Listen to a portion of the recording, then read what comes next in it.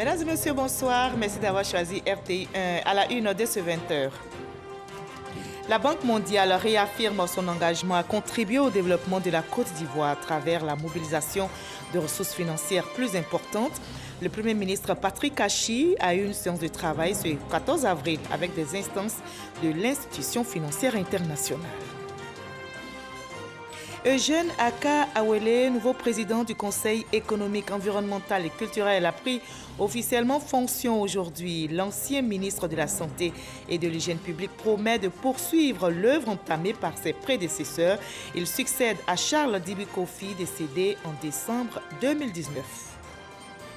Le dossier politique de ce 20 nous mènera au cœur du Sénat. L'institution basée à Yamoussoukro a fait sa rentrée solennelle mardi dernier. C'est la deuxième chambre du Parlement ivoirien. Elle a été créée en 2018. Mais qu'en est-il de ses missions? Quel est son rôle? Que retenir de l'action du Sénat depuis sa mise en place? Élément de réponse tout à l'heure.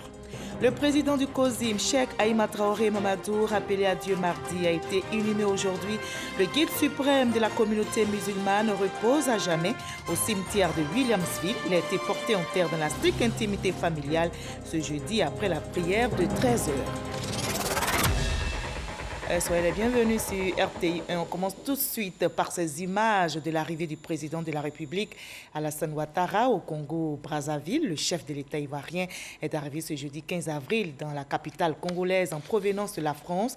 Il a été accueilli par le Premier ministre congolais Clément Mwamba. Le président Ouattara va prendre part à la cérémonie d'investiture du président élu Denis Sassou Nguesso. Il a été réélu le 23 mars dernier avec plus de 88% des suffrages pour un autre mandat de 5 ans. Les relations sont aussi très bonnes entre la Côte d'Ivoire et la Banque mondiale. L'institution financière internationale réaffirme son engagement à contribuer au développement de notre pays à travers la mobilisation de ressources financières plus importantes. Le Premier ministre Patrick Achi a eu une séance de travail ce 14 avril, c'était hier, avec des instances de l'institution, nous rapporte Cheikh Kone. C'est par l'Agence multilatérale de garantie des investissements, MIGA, filiale du groupe de la Banque mondiale, que débute la première séance de travail présidée par le Premier ministre Patrick Achi. Une première depuis sa nomination, a indiqué le chef du gouvernement. Au cours des échanges, les deux équipes ont évoqué la parfaite coopération entre l'institution de Bretton Woods et la Côte d'Ivoire. Bien évidemment, le niveau des investissements directs étrangers à destination de la Côte d'Ivoire a été également au cœur des échanges. La seconde séance de travail s'est plus attardée sur la revue du portefeuille de la Côte d'Ivoire à la Banque mondiale. Achi Patrick a exprimé au vice-président de l'institution mondiale, qui connaît bien la Côte d'Ivoire, le besoin d'affiner ce portefeuille. En retour, la banque se dit prête à accompagner la Côte d'Ivoire dans son développement économique. Nous avons eu le plaisir d'entendre Monsieur le Premier ministre présenter la vision 2030 qu'il a pour la Côte d'Ivoire, qui représente la vision de son Excellence Monsieur le Président et du gouvernement.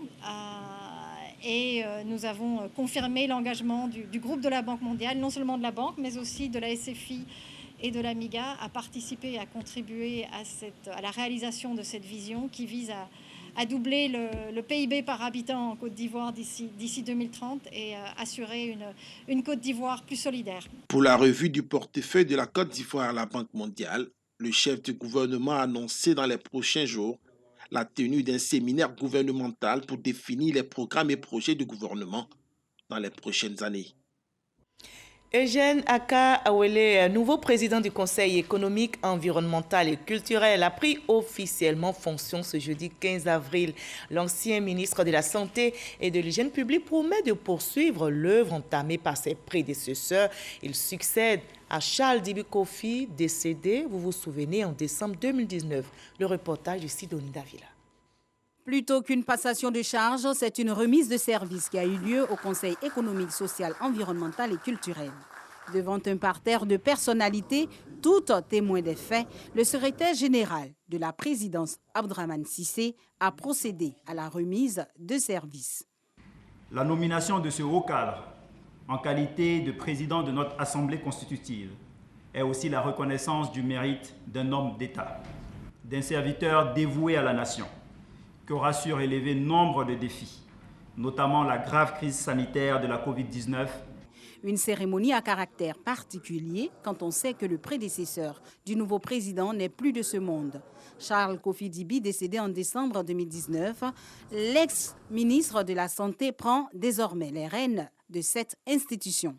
En rendant hommage à son prédécesseur, Eugène Akawele, qui mesure les attentes et les défis de sa nouvelle mission, promet une continuité et une consolidation des acquis. Je voudrais exprimer ma profonde gratitude et mon infinie reconnaissance à son Excellence, M. Alassane Ouattara. J'entends, au regard de l'excellent travail déjà entamé, renforcer toutes les activités relatives à la continuité de l'action institutionnelle, relatives à la consolidation de la coopération internationale ainsi qu'à la mutation que le Conseil économique, social, environnemental et culturel devra faire pour se rapprocher de nos populations.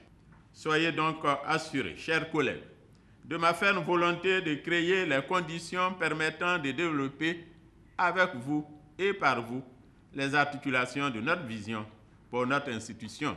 Après 15 mois sans président, le CESEC reprend ses activités à la grande joie de ses membres. Le discours du président, c'est un discours qui autorise tous les espoirs. Donc nous attendons très rapidement, dans les prochains jours, à commencer à reprendre effectivement nos travaux. Nous allons continuer l'œuvre que le président Charles Kofi Dibi a entamée pour accompagner le nouveau président dans la mission que lui a confiée Monsieur le Président de la République.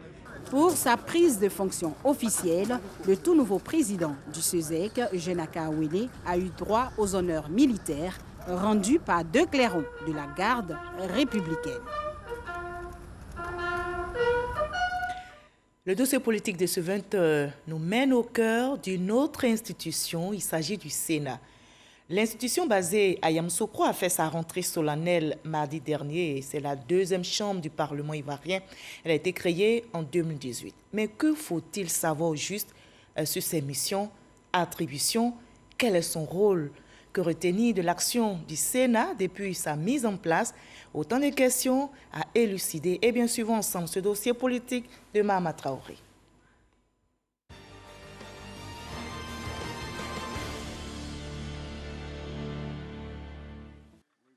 12 avril 2018, le Sénat ivoirien fait sa première rentrée solennelle.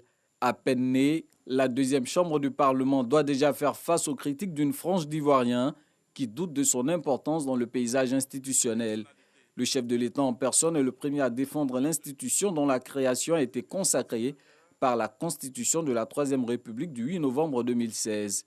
L'institution du Sénat en Côte d'Ivoire n'est pas un luxe, mais bien une nécessité de développement destinée notamment à assurer une plus grande rigueur dans le travail parlementaire et une efficacité accrue par la possibilité d'une lecture différenciée des projets de loi. Janoua Ousoukwadio et ses pairs sénateurs vont alors se mettre à la tâche pour convaincre les sceptiques. Fonctionnel depuis 2019, le Sénat exerce les mêmes prérogatives que l'Assemblée nationale, à savoir le vote de la loi, le contrôle de l'action gouvernementale et l'évaluation des politiques publiques. En outre, selon l'article 87 de la Constitution, le Sénat assure la représentation des collectivités territoriales et des Ivoiriens établis hors du pays. De 2018 à maintenant, 3 années d'engagement, de labeur et d'expérience inédits. En tout état de cause, notre détermination et notre foi sont restées inextinguibles. Aujourd'hui, les résultats sont là, palpables, visibles et concrets. Le bicamérisme s'est incrusté dans la pratique institutionnelle de la Côte d'Ivoire. Le Sénat ayant pris toute sa place dans l'écosystème institutionnel de notre pays, tel que prévu par notre loi fondamentale. La plupart des systèmes politiques aujourd'hui sont des systèmes qui ont un Parlement bicaméral. Et si le Sénat n'avait pas d'importance, je pense que des pays comme l'Allemagne, comme la France, comme les États-Unis ou partout ailleurs auraient déjà supprimé cette institution. Conformément au principe de la navette parlementaire voulu par le système bicaméral, le Sénat examine les textes de loi avant ou après l'Assemblée nationale. C'est ainsi qu'une vingtaine de projets de loi a été soumis aux sénateurs en 2019 et une soixantaine en 2020. Dans bien des cas, le regard des élus de la Chambre haute du Parlement a abouti à des amendements. La loi sur la chefferie, nous avons la durée du mandat. Nous avons fait des amendements de ce côté. Et puis, il y a une loi sur les nouvelles technologies où celui qui ne payait pas son impôt était soumis à une peine de prison.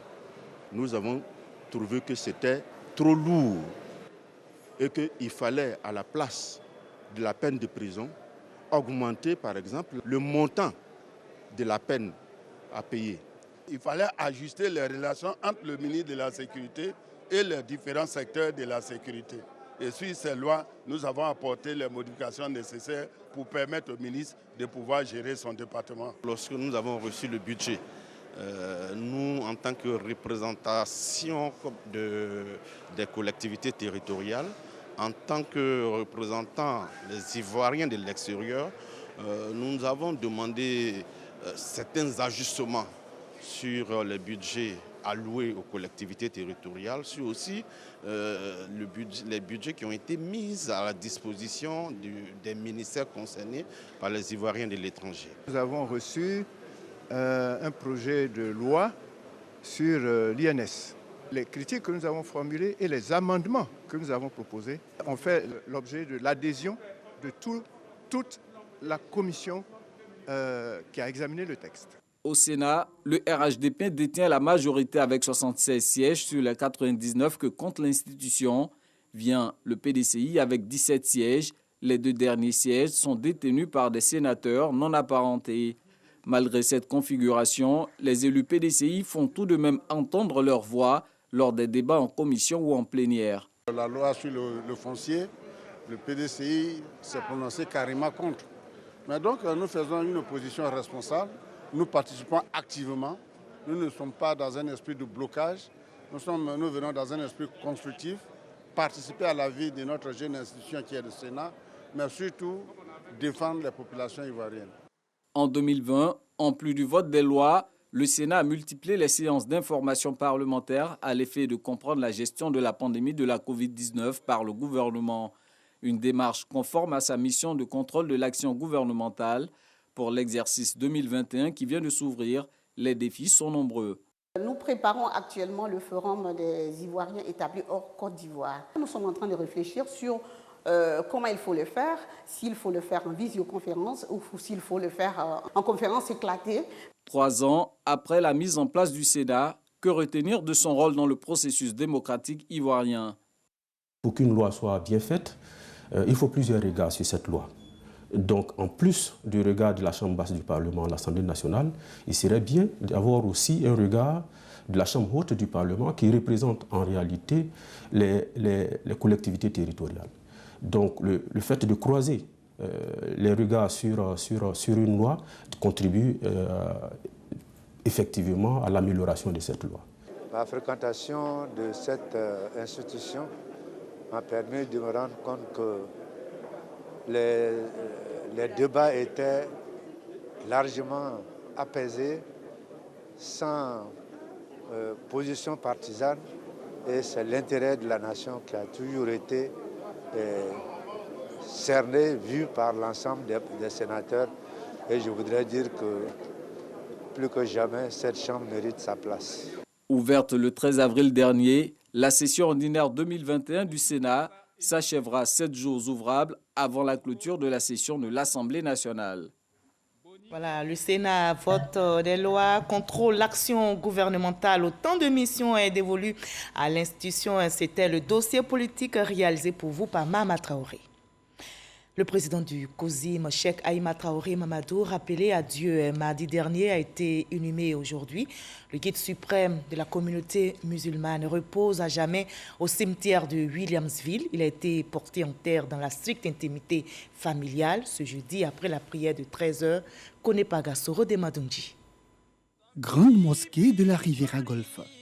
Il est 13h45 lorsque le cercueil dans lequel se trouve le président du COSIM, Conseil supérieur des imams des mosquées des affaires islamiques en Côte d'Ivoire, franchit l'entrée de la mosquée. Rappelé à Dieu le mardi 13 avril dernier, des suites d'une insuffisance cardiaque, Cheikh Aïma Traoré Mamadou a eu droit à sa dernière prière, la prière mortuaire, officiée par l'imam Ali Ouattara.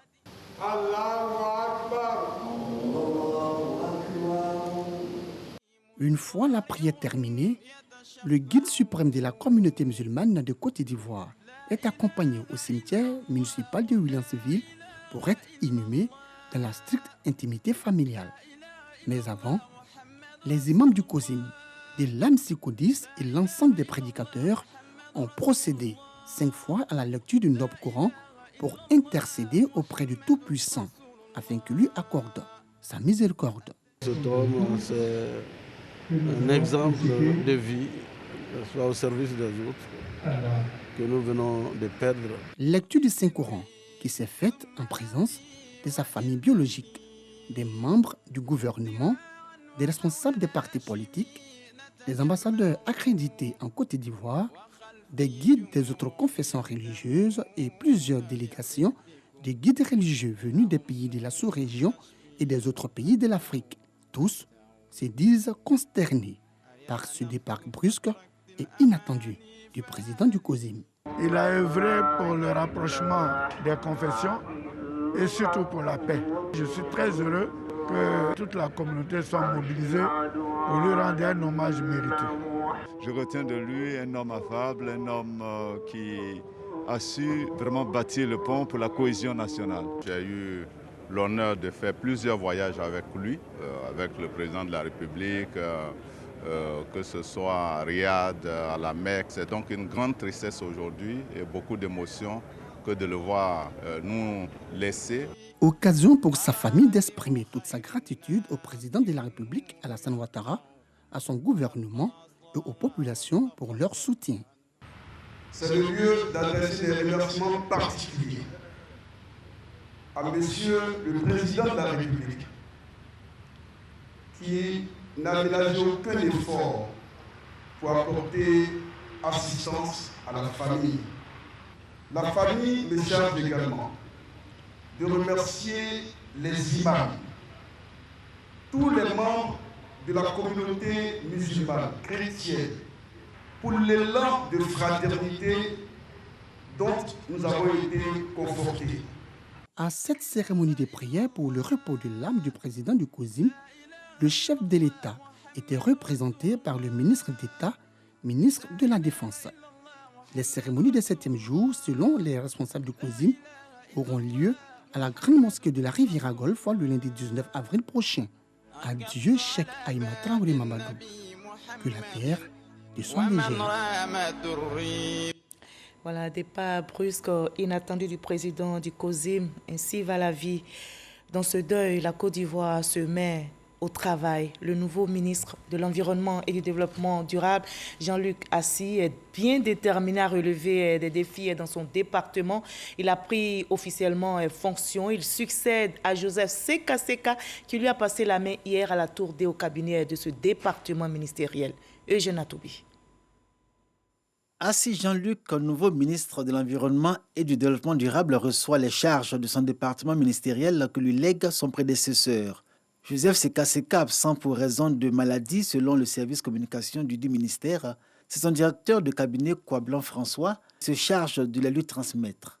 Le collaborateur de l'ex-ministre de l'Environnement et du Développement durable fait vite de relever devant le nouveau titulaire de ce département ministériel les projets majeurs à inscrire dans la continuité. Jean-Luc Assi y accorde de l'intérêt et s'en félicite. Sur le ton de la franchise et du pragmatisme et dans la droite ligne de sa vision, il appelle ses collaborateurs à plus d'engagement et de responsabilité. J'ai besoin de votre technicité, de sorte qu'à partir des problématiques, on puisse vous proposer aussi les solutions pour régler ces problématiques-là. Moi, je me chargerai de mettre les stratégies en place pour mobiliser les ressources pour régler ces problèmes. Jean-Luc Assi compte imprimer sa marque au ministère de l'Environnement et du Développement durable, ministère dont la mission porte sur la promotion des énergies renouvelables, la lutte contre la déforestation, la mobilisation contre l'érosion côtière et la réduction des émissions de gaz à effet de serre. L'ancien secrétaire d'État chargé des affaires maritimes, Philippe Legré, a aussi remis les dossiers du département qu'il dirigeait depuis 2019 au ministre des Transports, Amadou Koné. Celui-ci les a transmis au nouveau secrétaire d'État, Célestin Seredo, chargé des affaires maritimes. Il promet d'assurer la poursuite des chantiers. L'enseigne Bakayoko. Avant de quitter définitivement le navire des affaires maritimes, le ministre Philippe Legré a égrené quelques-unes de ses réalisations qui portent essentiellement sur la restructuration administrative de la police maritime ainsi que sur les réformes liées au cadre législatif de l'activité en mer. Ces réalisations ont surtout permis l'équipement en vedette et matériel de télésurveillance, la formation des agents, tout comme l'optimisation des recettes issues des droits de trafic. Ces actes ont pour vocation principale de contribuer au développement du secteur maritime et à améliorer les conditions de vie des agents des affaires maritimes. Désormais assis dans le cockpit, le capitaine Célestin Seredo n'a pas l'intention de changer d'équipage. Je tiens à rassurer l'ensemble du personnel à continuer l'œuvre en vue d'un rayonnement visible des affaires maritimes et portuaires. Le secrétaire d'État aux affaires maritimes, qui navigue sous pavillon du ministre des Transports, entend créer les conditions d'une bonne collaboration avec Amadou Koné, confirmé au poste de ministre des Transports. Celui-ci a déjà son plan de navigation. Nous allons travailler davantage à lutter contre la contrebande dans nos eaux et également à lutter contre l'exploitation abusive des plans d'eau. Pour la réalisation des projets ambitieux liés aux affaires maritimes définis par le ministre des Transports, le nouveau secrétaire d'État Célestin Seredo s'est aussitôt positionné sur les quais, prêt à prendre le large. Le Comité national de télédétection et d'information géographique, structure sous tutelle de la primature, coordonne entre autres les programmes de développement en s'appuyant sur les techniques de géo-information. La structure a organisé ce matin une rencontre avec ses partenaires pour la présentation des solutions géospatiales aux problèmes de développement et de bonne gouvernance, nous dit Franck Adieu. Le Comité national de télédétection et d'information géographique CNTIG affiche son engagement à accompagner le gouvernement ivoirien dans la réalisation des objectifs du plan national de développement. Le CNTIG développe donc plusieurs solutions géospatiales qui sont des outils d'aide à la décision et à la bonne gouvernance, des initiatives présentées aux partenaires et à la presse. Au profit des collectivités, nous avons développé des études diagnostiques pour relever au mieux les besoins des régions en matière d'infrastructures socio-économiques.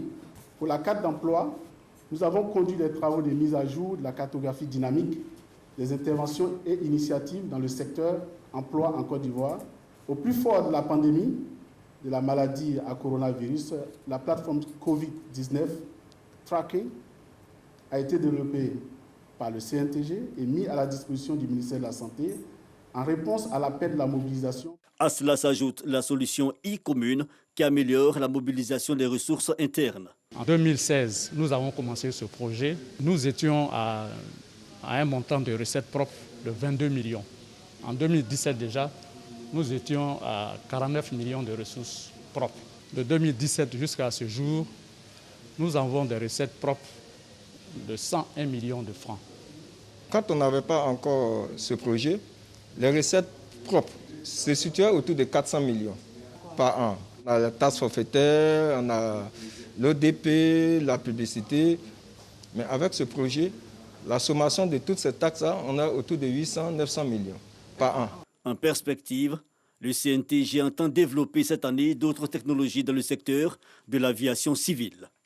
Cette initiative est à encourager et à féliciter, quand nous savons que le développement de l'activité aéroportuaire va contribuer à améliorer la mobilisation des ressources intérieures, l'un des axes prioritaires du PND 2021-2025. En ligne de mire, la 5e édition du Salon international virtuel de la géomatique qui réunira des conférenciers, experts et des professionnels de la géo-information. Le ministre de la promotion des PME, de l'artisanat et de la transformation du secteur informel visite la Chambre nationale des métiers. Le ministre Félix Anoblé a annoncé 2 grandes décisions. L'audit de la Chambre consulaire et les états généraux de l'artisanat. Son objectif est clair, redynamiser la Chambre des métiers, formaliser l'artisanat et surtout augmenter la construction des métiers à la création de richesses et d'emplois. L'enseigne Bakayoko. Malgré la subvention annuelle de 300 millions de francs CFA allouée à la Chambre des métiers, l'institution consulaire éprouve toujours beaucoup de difficultés à jouer son rôle de mobilisation et d'encadrement des artisans. L'audit annoncé par le ministre Félix Anoblé devrait permettre de cerner les besoins des artisans pour rendre la Chambre des métiers efficace.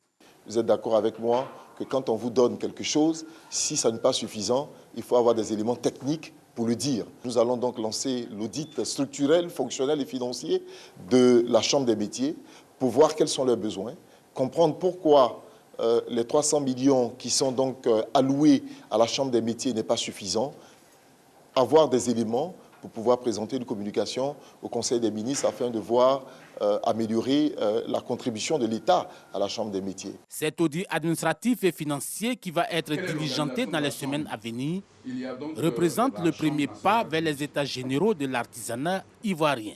Vous savez très bien que l'artisanat, c'est l'un des cœurs de l'emploi en Côte d'Ivoire. Il regroupe à peu près 245 métiers, et 245 métiers, c'est énorme pour créer suffisamment d'emplois et résorber le chômage dans notre pays.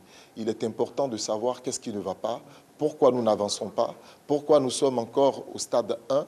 Ces états généraux vont également permettre de connaître le nombre exact des artisans et disposer d'une base de données des animateurs, tout en formalisant un tant soit peu ce secteur pourvoyeur d'emploi. Aujourd'hui, 14 500 artisans sont recensés sur un potentiel de 4 millions. Ils contribuent seulement à 14% de la richesse nationale. Et on reste vigilant, on ne baisse pas du tout la garde dans la lutte contre la pandémie de Covid-19 qui sévit dans le monde.